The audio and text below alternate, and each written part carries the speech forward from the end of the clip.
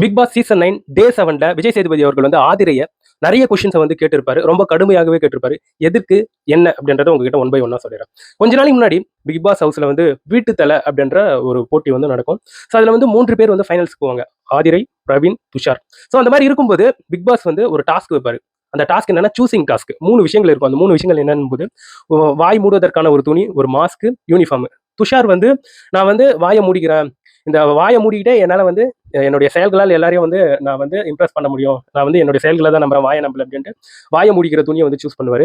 அதுக்கப்புறம் ஆதிரி வந்து மாஸ்கை சூஸ் பண்ணுவாங்க. பிரவீன் அவர்கள் வந்து யூனிஃபார்ம், ஒரு ஒயிட் யூனிஃபார்மை வந்து சூஸ் பண்ணிப்பாங்க. இவங்க சூஸ் பண்ணக்கூடிய விஷயங்கள் வந்து இந்த பிக் பாஸ் முடிகிற வரைக்கும் தொடரும் அப்படின்ற மாதிரி தான் பிக் பாஸ் வந்து சொல்லியிருப்பாரு. அதுக்கப்புறம் என்ன ஆகும்னா இவங்க வந்து எதை போல்டா சூஸ் பண்ணியிருக்காங்க, அவங்களுடைய தைரியத்தை எதை குறிக்குது.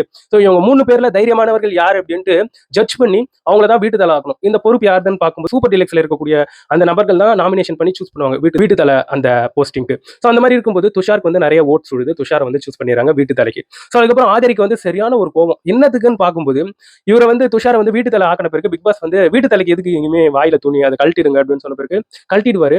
ஸோ அதுக்கப்புறம் ஆதிரிக்கு வந்து சரியான கோபம். என்னடா இது, அவரை வந்து சூஸ் பண்ணது எல்லாமே சரிதான். அவருக்கு வந்து ஒரு பெரிய துணியை வச்சு கட்ட வச்சாங்க. பார்க்குறவங்களுக்கு அதெல்லாம் ஒரு எப்படி சொல்றது, ஒரு பாவமா இருக்கே என்ற மாதிரி ஆயிப்போச்சு துஷாரை பார்க்கும்போது. ஸோ அதனால அவனுக்கு எல்லாருக்குமே ஓட்டு போட்டாங்க.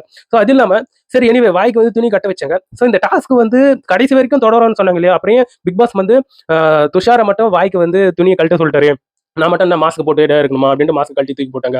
ஸோ பிக் பாஸ் வந்து டாஸ்க் வைக்கிறதுல சரியில்லை, இந்த மாதிரிலாம் பண்ணக்கூடாது, அவங்களுக்கு ஒரு ரூல் எங்களுக்கு ஒரு ரூலா அப்படின்ட்டு எதையோ பேசி பிக் பாஸ் வந்து எதிர்த்து பேசியிருப்பாங்க. ஸோ அதுக்கு தான் விஜய் சேதுபதி அவர்கள் வந்து நேத்திக்கு வந்து ஆதிரி கிட்ட தெளிவாக சொல்லியிருப்பாரு. பிக் பாஸ் வந்து என்ன ரூல் சொல்றாங்களோ அதை வந்து ஃபாலோ பண்ணணும். ஸோ இந்த இடத்துல வந்து பிக் பாஸை எதிர்த்து பேசக்கூடாது அப்படின்ட்டு ஒரு பாணியில அவர் வந்து நேத்திக்கு ஆதிரியை வந்து வச்சு செஞ்சிருப்பாரு. ஸோ எனவே நண்பர்கள், இதுதான் இது வரைக்கும் நடந்திருந்தது ஆதிரி சம்பவத்துல. ஸோ நீங்க என்ன நினைக்கிறீங்கன்றதை என்னோட கமெண்ட் செக்ஷன்ல பதிவிட்டு போயிடுங்க.